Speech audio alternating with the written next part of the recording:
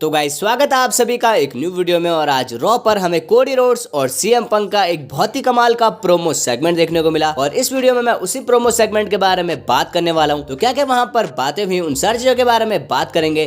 तो ये वीडियो काफी ज्यादा इंटरेस्टिंग होगी, वीडियो में एंड तक बने रहिए। तो मेरा नाम है अमन, आप देख रहे हैं रसल बग। तो चलिए वीडियो को शुरू करते हैं।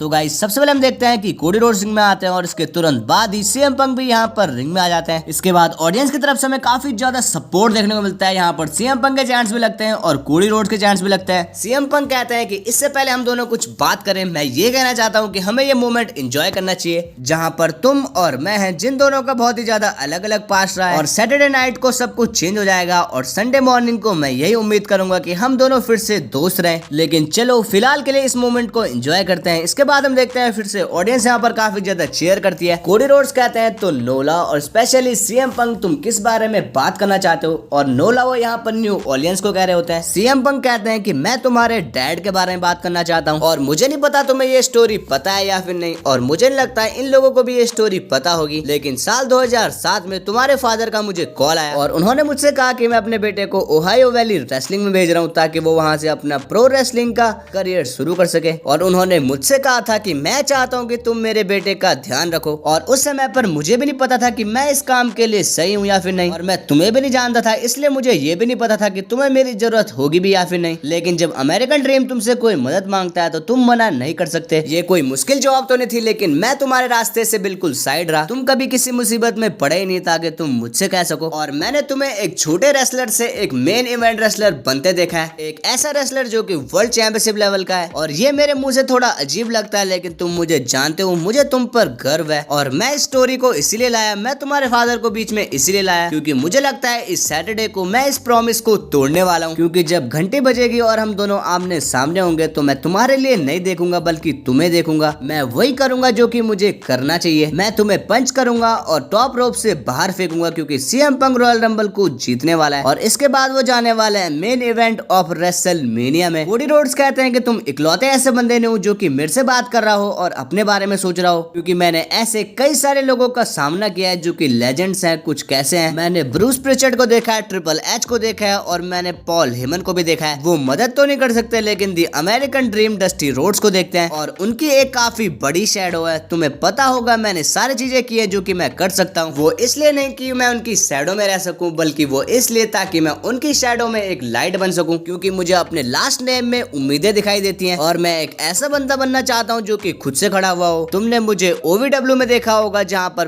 पूरा नेपोटिज्म था और वहाँ पर तुम भी थे जिसका नाम सीएम पंक था, जो कि किसी पर भी डिपेंड नहीं था। उसने अकेले ही वहाँ पर काफी कुछ कर दिखाया। लोगों ने मुझे बहुत ही बुरा ट्रीट किया, लेकिन तुमने मुझे अपने दोस्त की तरह ट्रीट किया और उसके बाद हम दोस्त बन गए, जो कि इस चीज को बहुत ही कड़वा भी और बहुत ही मीठा भी बनाता है। क्योंकि रॉयल रंबल में कोई भी फ्रेंड्स नहीं होने वाले। सीएम पंक कहते हैं कि संडे मॉर्निंग पर तुम्हारा क्या कहना है। मुझे पता है रॉयल रंबल में कोई भी दोस्त नहीं होने वाला, लेकिन संडे की मॉर्निंग को क्या होगा, क्योंकि मैं बिजनेस और पर्सनल चीजों को अलग अलग रख सकता हूँ। लेकिन क्या तुम ऐसा कर सकते हो? क्योंकि मैंने इस बिजनेस के बीच कभी जन्म नहीं लिया, बल्कि तुमने वो किया था। तुम इसी बिजनेस में बड़े हुए हो और ये बिजनेस तुम्हारे लिए काफी ज्यादा पर्सनल है। और तुम एक लेजेंडरी प्रोफेशनल रेसलर के बेटे हो। और मैंने ये पहले भी कहा था कि हम दोनों के पास बिल्कुल ही अलग रहे हैं, क्योंकि मेरे पास कभी कोई फेमस डैड थे ही नहीं। क्योंकि जब तुम OVW में आए थे कई लोगों ने डस्टी रोड्स को देखा था, तुम्हें देखा था और कहीं ना कहीं तुम नेपोटिज्म का हिस्सा थे, क्योंकि तुम्हें बचपन से ही ये चीजें सिखाई गई थी। लेकिन मुझे ऐसा कुछ भी नहीं मिला, क्योंकि मुझे खुद से ही सब कुछ करना पड़ा, मुझे हाथ पांव मारने पड़े और मैंने वो चीजें की जो कि मैं कर सकता था ताकि मैं इस बिजनेस में आगे बढ़ सकूं। और मैं जानता हूं तुम्हारे लास्ट नेम का मतलब क्या है, मैं जानता हूं उस शैडो से बाहर निकलना कितना मुश्किल होता है। और इसीलिए मैं तुम्हें बधाई देता हूं, क्योंकि तुम वो चीज कर चुके हो, तुम उस शैडो से बाहर आ चुके हो। और तुम हम दोनों में फर्क देखो, तुमने एक काफी महंगा सा और अच्छा सा सूट पहना हुआ है, वही मैं उन्हीं कपड़ों में आ चुका हूँ जिनमें मैंने जिम किया था। और हम दोनों के बहुत ही अलग अलग पास्ट है, लेकिन हम दोनों का गोल बिल्कुल एक ही है। मेरे पास कोई फेमस डैड नहीं थे, मेरे पास दी अमेरिकन ड्रीम डस्टी रोड्स नहीं थे। इसके बाद सीएम पंक बताते हैं कि कैसे कोडी रोड्स के फादर गलियों में घुमा करते थे और काफी ज्यादा गरीब थे। सीएम पंक कहते हैं मेरे फादर कोई भी रेसलर नहीं थे, बल्कि मेरे फादर एक नॉर्मल बंदे थे।